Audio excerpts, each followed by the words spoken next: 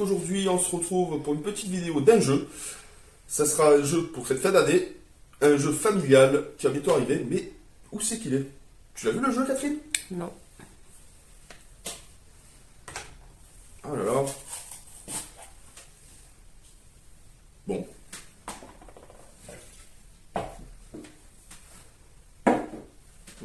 Si j'aurais pu le mettre. Bah, je vais boire un coup parce que j'ai très soif. Ah ben, il est là. C'est le jeu Pixie, c'est un jeu familial pour 5 ans et plus, de 2 à 5 joueurs pour des parties d'environ 15 minutes. C'est une toute petite boîte qui peut se transporter partout. On peut le mettre dans la poche. C'est un jeu qui se dévore. On doit finir les portraits avant qu'on ne les pique. C'est un jeu illustré et créé par William Lett. Un jeu qui m'a été gentiment envoyé. Donc du coup, c'est un petit jeu familial. On va découvrir ça ensemble. C'est des petites cartes. Et là, je vais juste vous montrer juste avant la petite dédicace de l'auteur. Hop. Tu veux bien montrer, Catherine?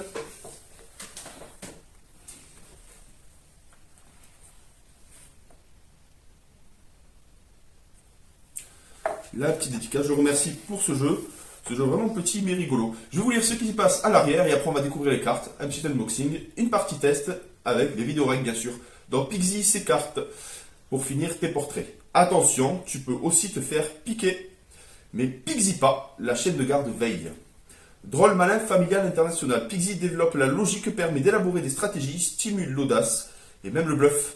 Sa simplicité d'apprentissage le rend accessible à tout âge et révélera des subtilités qui vous surprendront. Ça, on va découvrir ça ensemble. On va rapprocher la caméra pour découvrir ce qui s'y passe à l'intérieur. Qui finira le plus de portraits sans se les faire piquer? Pixie pas! Gagné! Bluff! Suspense! Rire! Pour toute la famille!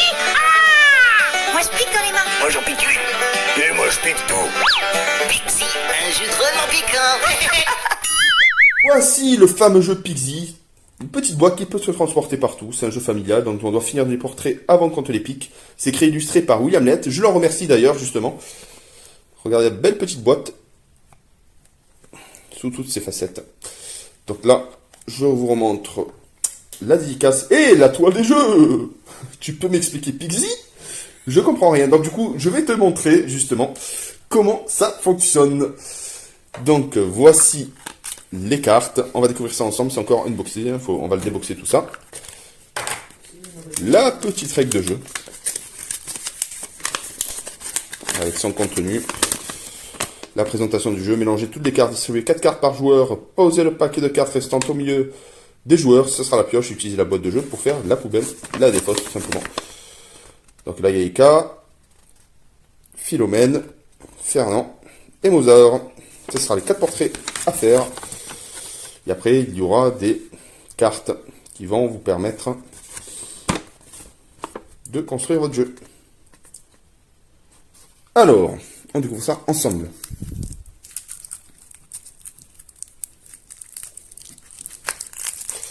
Regardez le petit dos, des petites cartes. Ça, c'est le dos de la carte. Donc, il y a le loup. En 2 exemplaires. Le taureau. En 4 exemplaires. La poule. En 4 exemplaires. Le chien ou la chienne de garde. En 4 exemplaires. Les portraits.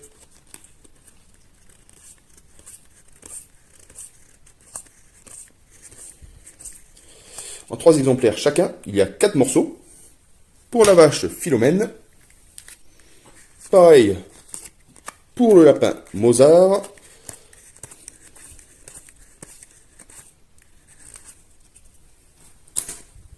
Ensuite, pour le fermier, Fernand.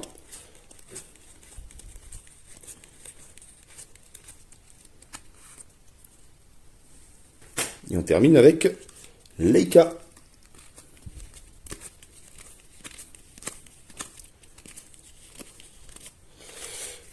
Donc là, je vais faire une petite, je vais faire un peu de place. Je vais vous montrer les portraits dans leur globalité.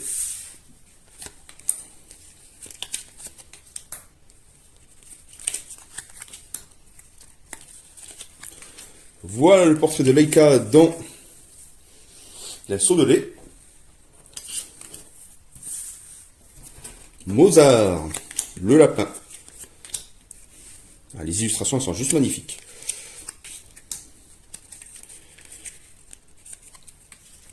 Dans son terrier.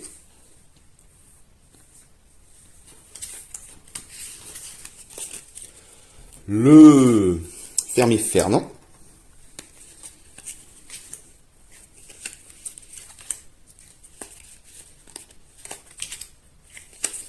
Et Philomène. Ah, Philomène, la musicienne.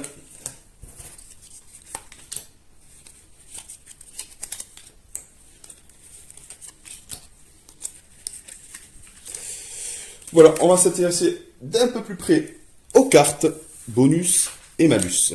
Donc on commence avec le loup en 2 exemplaires. Qu'est-ce que fait le loup? Le loup nous permet de prendre toutes les cartes d'un portrait déjà commencé à un adversaire.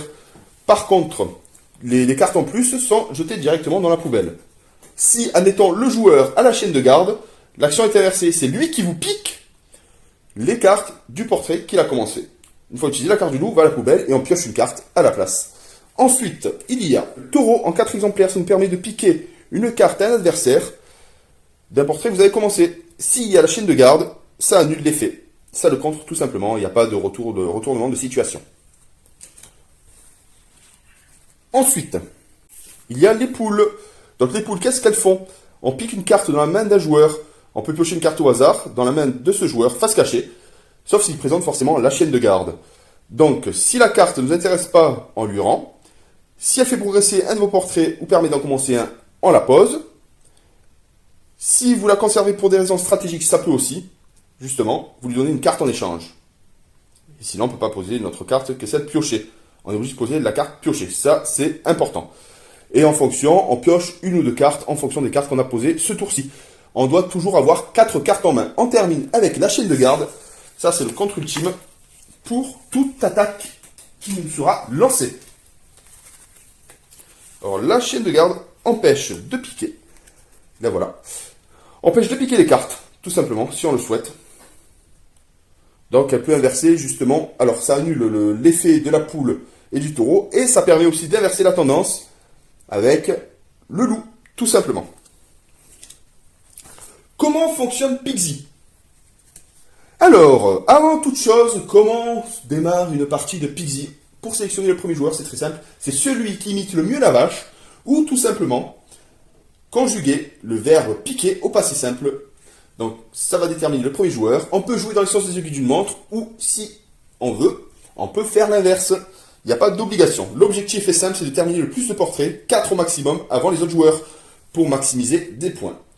Quand vient votre tour de jeu, on a 3 possibilités. Quels sont-ils? On peut poser une pièce d'un portrait devant toi et piocher.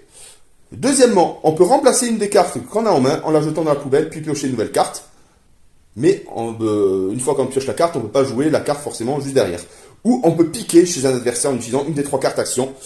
Donc, le loup, le taureau et la poule, en criant « piquer » chez un adversaire.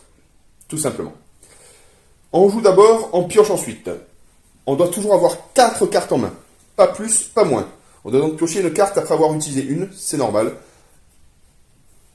Il faut faire attention, bon c'est des petites cartes, il faut faire attention que les autres joueurs ne voient pas vos cartes.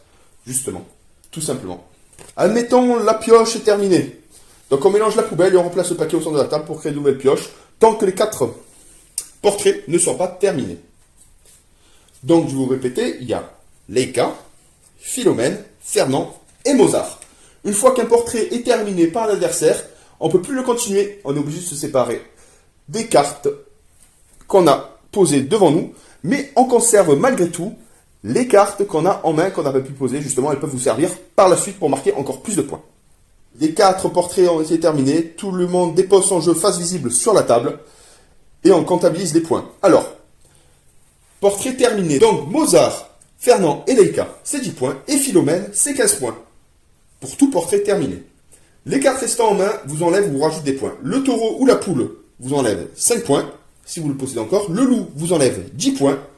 La chaîne de garde vous rajoute 5 points. Et les morceaux de portrait, 0 points. Par contre, si on veut départager, si on a une égalité parfaite, on va départager les joueurs avec les cartes restantes. Par exemple, là, une valeur 1, une valeur 3, une valeur 2 et une valeur 4. Donc du coup, ça va vous permettre justement, le fait de les garder en fin de jeu, ça peut être intéressant, de se débarrasser des petites valeurs pour garder les meilleures. Et c'est à ce moment-là qu'on va réussir à départager le joueur gagnant de cette fameuse partie. Les parties durent 15 minutes, c'est plutôt rapide. C'est un jeu facile de compréhension, on va faire une partie test en famille. À très vite!